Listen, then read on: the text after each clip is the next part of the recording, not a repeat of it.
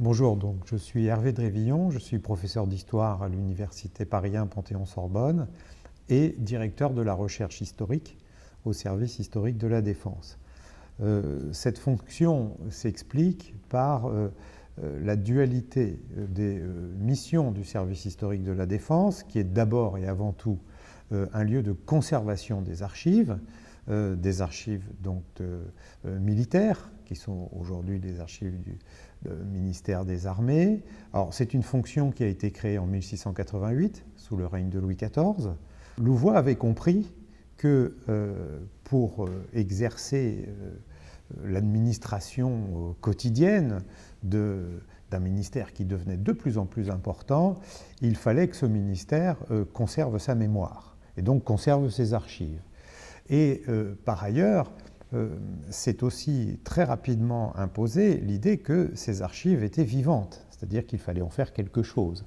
Et que donc, ce n'était pas seulement un lieu de conservation, mais aussi un lieu de production de savoir. Voilà pourquoi le service historique de la Défense, donc qui remonte à cette longue histoire, eh bien, a toujours combiné ces deux fonctions de conservation des archives et d'exploitation de ces archives dans le but, dans une perspective de recherche. Et donc, mon rôle ici, effectivement, est donc de piloter cette politique de recherche qui est menée à la fois par des historiens qui viennent de l'éducation nationale ou de l'enseignement supérieur, donc qui sont en détachement ici, mais également des militaires historiens. Nous avons des militaires qui sont docteurs en histoire et qui sont affectés ici, mais également contribuent aussi à la recherche en histoire les personnels de conservation, les archivistes, les conservateurs, parce que, étant au contact quotidien avec les archives, ils en sont quand même les meilleurs connaisseurs, et un certain nombre d'entre eux, d'ailleurs, ont, en plus de leur activité d'archivistes ou de conservateurs, eh bien, écrivent aussi des livres d'histoire, font de la recherche, certains sont aussi docteurs en histoire, et donc mon rôle ici est de coordonner ces différentes déclinaisons de la fonction histoire. La thématique de ce cycle est combattre. Pourquoi avoir choisi ce thème et comment avez-vous sélectionné les différents intervenants de ces 9 séances? Alors, la thématique du cycle de conférences porte donc sur le combat. Le cycle s'intitule « Combattre ». Alors, ce qui peut paraître évident à première vue, parce qu'on considère que finalement le fondement de l'histoire militaire, eh bien, c'est le moment où on utilise les armes, c'est le moment où eh bien, les adversaires s'affrontent, eh bien, ce qui nous paraît aujourd'hui comme une évidence ne l'a pas été pendant très très longtemps. Pendant très longtemps, le combat est resté la partie aveugle de l'histoire militaire. Les historiens s'intéressaient beaucoup à la tactique, à la bataille, aux ordres de bataille, aux dispositifs généraux, mais finalement très peu à la matérialité du combat. Donc c'est la raison pour laquelle nous avons choisi ce thème qui d'abord permet d'étudier la guerre, je dirais, à hauteur d'homme, c'est-à-dire voir ce que la guerre fait aux individus et voir comment les individus font la guerre. Par ailleurs, le combat, c'est aussi une façon de mieux comprendre la guerre.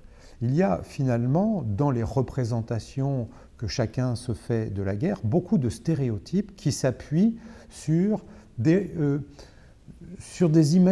imaginaires que l'on se forge du combat. Par exemple, ce qu'on appelle le choc de cavalerie. On imagine une formation de cavalerie entrer en contact avec une autre et produire ce que l'on appelle traditionnellement un choc.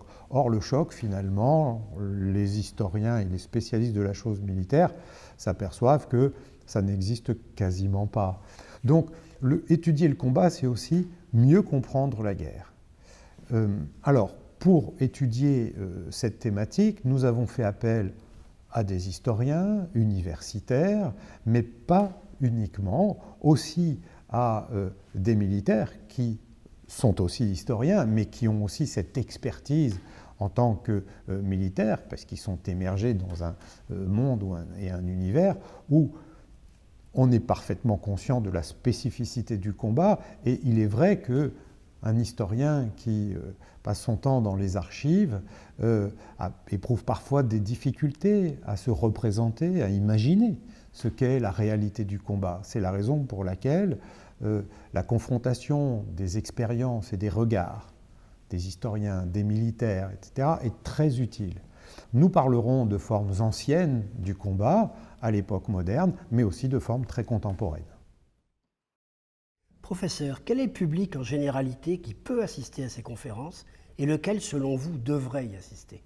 Ce sont des conférences ouvertes à tout public et bien sûr, nous attirons ici régulièrement des gens qui sont des passionnés d'histoire militaire, mais également, en fonction des thématiques choisies, des gens qui viennent tout simplement par curiosité, en fonction des thématiques, des périodes évoquées.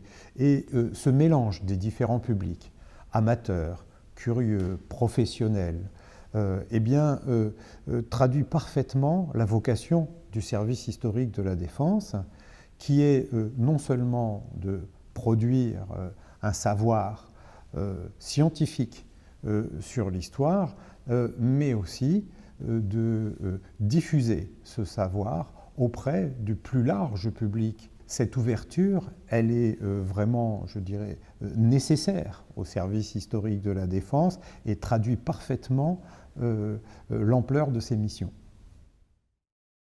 Le SHD reste-t-il le premier pourvoyeur de sources pour les conférenciers ou pour les auditeurs, et comment cela se traduit-il tous les jours? Alors, le service historique de la Défense reste évidemment le lieu de référence pour faire l'histoire du fait militaire. Je dis le fait militaire au sens le plus large qui soit, c'est-à-dire pas seulement l'histoire de l'institution militaire, mais de tout ce qui tourne autour, c'est-à-dire la relation entre l'armée et la société, l'institution de défense, et puis, pour revenir sur la thématique de ce cycle de conférences, l'histoire de tous les aspects, y compris les plus concrets de la guerre, et en particulier concernant le combat, nous avons ici au service historique de la Défense une diversité d'archives et de sources absolument remarquable, et je dirais aussi que le monde nous envie, parce que nous avons vraiment des gisements d'archives tout à fait exceptionnels et anciens. Nous conservons aussi des archives sonores, des témoignages oraux, qui là, par exemple, permettent de comprendre de façon plus précise ce que pouvait être la réalité du combat dans des guerres beaucoup plus récentes. Pensez-vous que nous nous trouvons dans un lieu privilégié en offrant à Vincennes ces conférences d'histoire militaire ouvertes à tout public? Alors, le service historique de la Défense donc, a cette mission de conservation des archives et de présentation au public, à tout le public. Et donc, il est aussi important qu'il accueille, au-delà de l'exploitation des archives, au-delà du travail sur les archives, qu'il accueille un public lors de ces manifestations que sont les conférences. Et je dirais que c'est quand même un immense privilège, à la fois pour nous qui y travaillons, mais aussi pour le public qui s'y rend, d'être dans ce lieu chargé d'histoire. Et donc, c'est tout de même une expérience pour le public remarquable d'être dans le lieu où l'histoire s'est faite. Ce cycle commencera le 4 octobre. J'aurai le plaisir et l'honneur de lancer ce cycle autour d'une conférence. Alors, je présenterai le thème de façon générale et je le déclinerai sur une période particulière qui est le XVIIIe et le XIXe siècle, où je m'interrogerai sur la façon dont les civils sont impliqués dans le combat.